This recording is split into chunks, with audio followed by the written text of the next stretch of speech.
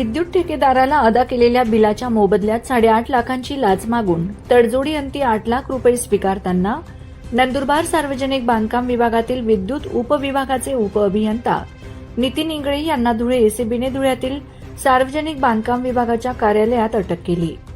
तक्रारदार हे शासकीय विद्युत ठेकेदार असून त्यांचे रजिस्टर्ड फर्म आहे।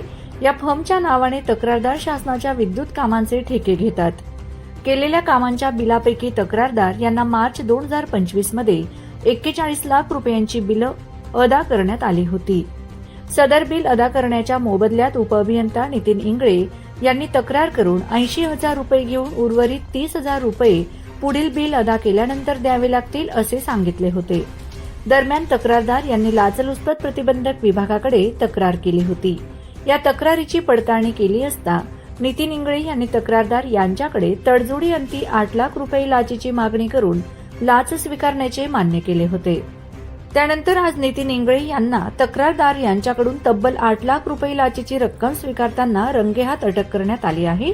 या कारवाईमुळे नंदुरबार व धुळे जिल्ह्यात एकच खळबळ उडाली आहे।